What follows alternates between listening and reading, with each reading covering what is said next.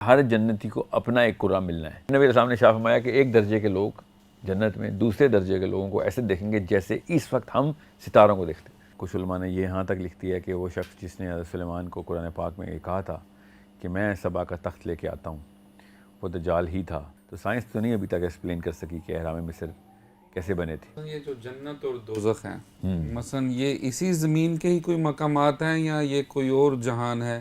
نہیں، یہ یا تو ان میں ٹائم اور اسپیس قرآن کی آیتوں کے تھرو تو ہمیں صاف پتہ چل گیا، حدیث تو بیش بہا ہیں اس پہ کہ جنت جو ہے نا اور ایون جہنم بھی، یہ خاص آسمان کے سیارے ہیں، مطلب پورے گچھے ہیں، جیسے کانسٹلیشنز ہیں سیارے۔ جتنے انسانوں کو جتنی جنتیں ملنی ہیں وہ اس پورے کے پورے ریلم کے اندر، اس جہان کے اندر ایک ایک سیارہ۔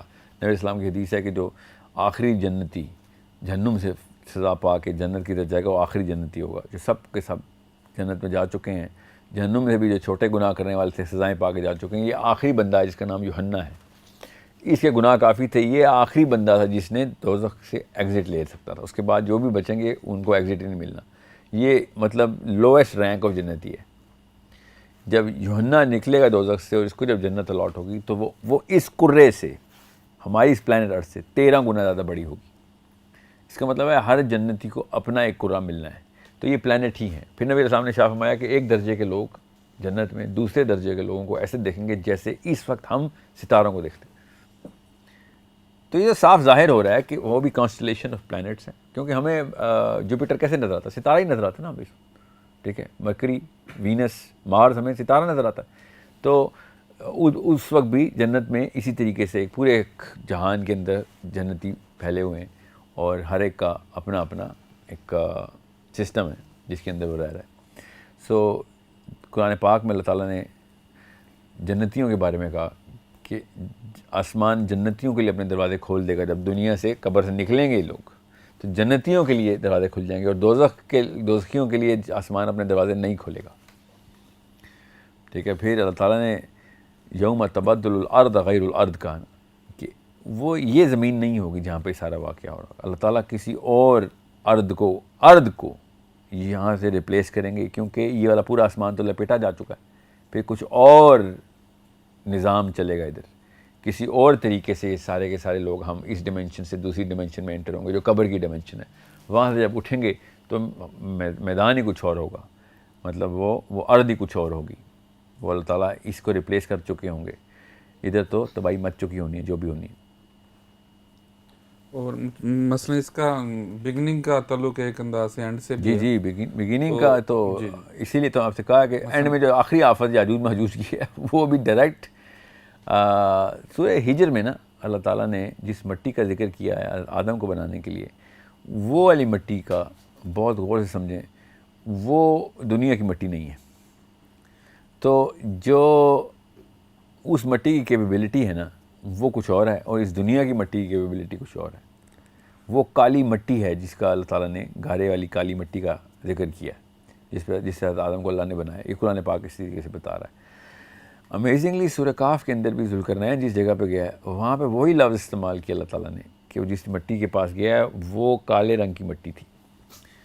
تو یہ، اور اب تو بلیک ہول تو ہم ویسے کہتے ہیں کیونکہ ہمیں بلیک نظر آ رہا ہوتا ہے، مٹی تو نہیں کسی نے دیکھی وہاں کی، مگر لگتا ایسے ہی ہے کہ ذوالقرنین اس آسمان سے چھوڑ کے اس آسمان میں گئے ہیں جہاں پہ حضرت آدم علیہ السلام نے، کیونکہ حضرت آدم نے بھی 1000 سال تو گزارے ہیں، ٹھیک ہے؟ تو یہ غالب گمان میرا یہی ہے کہ خالی اس پلانٹ کے اوپر نہیں حضرت آدم نے ٹائم گزارا، جنت کے اندر اور یہاں پہ آنے وقت الگ الگ آسمانوں کے اندر جو سورۃ طلاق کہتی ہے نا، جہاں جہاں پہ بھی جتنے نظام چلنے تھے حضرت آدم نے وہاں وقت گزارا ہے۔ ابھی ذوالقرنین پہ جس طرح گفتگو ہوئی ہے تو مثلا دجال کے بارے میں کچھ بتائیں، مثلا اس کی جو پاورز ہیں وہ بھی حضرت ذوالقرنین سے ملتی جلتی نہیں؟ اور کچھ لوگ اس طرح بھی کہتے ہیں کہ وہ مثلا جو آرٹیفیشل انٹیلیجنس مثلا جس طرح ایک ترقی کر رہی ہے، وہ آرٹیفیشل انٹیلیجنس سے بنا ہوا ایک وجود ہوگا جس کے پاس بہت زیادہ طاقت ہوگی اس طرح کی۔ یہ دو الگ الگ نظریات ہیں۔ سب سے کمزور جو ہے نا یہ تیسرا نظریہ آرٹیفیشل انٹیلیجنس والا۔ ایک تو یہ ہے کہ بنی اسرائیل جو ہے نا وہ شروع سے اس طرح کے جو ہے نا کرتوت میں ملوث رہی ہے کہ کوئی ایسی مخلوق جو ہے تشکیل یا تخلیق کر دی جائے کسی بھی ایسے جادو یا کسی ایسے ترکیب سے کہ جو کہ ان کی بھی ایک آلٹرنیٹیو ان کا بھی ایک سیکٹ ہے جو مانتا ہے اس طرح کے معاملات کو. تو وہ فرعون کے پاس جو طاقتیں آتی تھیں یا آ چکی تھیں یا یہ جو سمجھتے ہیں کہ تھیں اس کو ری انکارنیٹ کرنے کے لیے جو بھی کوششیں کی جائیں گی وہ فار ایگزامپل اسی کا ڈی این اے اس کی ممی میں سے نکال کے اس کو دوبارہ سے کلون کیا جائے, کیونکہ جو قصے ان کے پاس ہیں فرعون کے وہ واقعی میں ایسے ہی ہیں کہ جو ایک اسپیشل قسم کی مخلوق تھی وہ, جو کہ ایک آلٹرنیٹیو ویو ہے.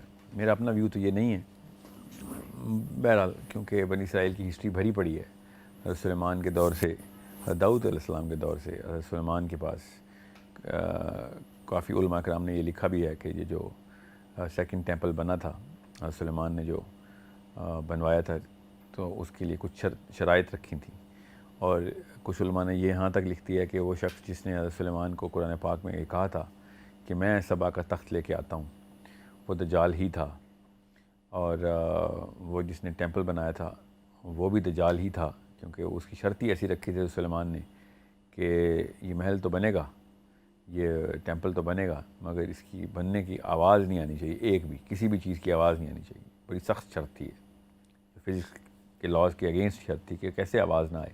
ایک پوری بلڈنگ تعمیر ہونی ہے تو آواز تو آئے گی, مگر اس نے یہ کام لے لیا تھا اپنے ذمے اور بغیر آواز کے ہی بلڈنگ بنائی تھی. آواز ایک ایسی چیز ہے جو کہ داؤد علیہ السلام کے پاس, حضرت سلیمان علیہ السلام کے پاس یہ ایک ایسے انبیاء ہیں جن کے پاس ایک معجزہ تھا آواز کو کنٹرول کرنے کا, ساؤنڈ کو کنٹرول کرنے کا, اور ساؤنڈ کے تھرو ہی ایک ایسی ریزوننس اب کریٹ کی جا سکتی ہے کہ جس کے تھرو یہی انرجی کو کنزرو جو ہے نا کانسنٹریٹ کیا جا سکتا ہے to create a black hole somewhere. تو کیا پتہ اس کے تھرو ہی کوئی ایسے معاملات کیے جائیں, کیونکہ جب اہرام مصر بنانے کی بات آتی ہے تو سائنس تو نہیں ابھی تک ایکسپلین کر سکی کہ اہرام مصر کیسے بنے تھے. داؤد علیہ السلام کو اور سلیمان علیہ السلام کو آواز ہی کے تھرو جو معجزے ملے تھے آواز کے, ساؤنڈ کے, تو وہ اس کو اس اینگل سے دیکھنا ضروری ہے, کیونکہ ایسے نہیں علماء کرام نے دجال کو ادھر پلیس کیا کہ ادھر نظر آیا ہے یہ, اور اس نے اپنے باقاعدہ کچھ کرتب دکھائے ہیں ادھر, جس کے تھرو یہ بات تو واضح ہے کہ سلیمان نے جب کہا کہ یہ ٹیمپل کون بنائے گا, شرط کیا رکھی کہ آواز نہیں آنی چاہیے, کسی بھی اینٹ پہ اینٹ رکھنے کی بھی یا کچھ بھی کہیں سے بھی آواز نہیں آنی چاہیے. تو کسی نے بھی یہ چیلنج ایکسیپٹ نہیں کیا سوائے ایک بندے کے جس نے یہ بنایا. عجیب سی بات تو یہ ہے کہ جب وہ ٹیمپل بن گیا تو یہ بندہ ٹیمپل کے اندر ہی تھا, اور جب اس کو ڈھونڈا گیا کہ اس نے بنا دیا, اس کو انعام اکرام دیا جائے, ہاں جی آپ نے کر کے دکھا دیا, تو یہ ملا نہیں, یہ غائب ہو چکا تھا.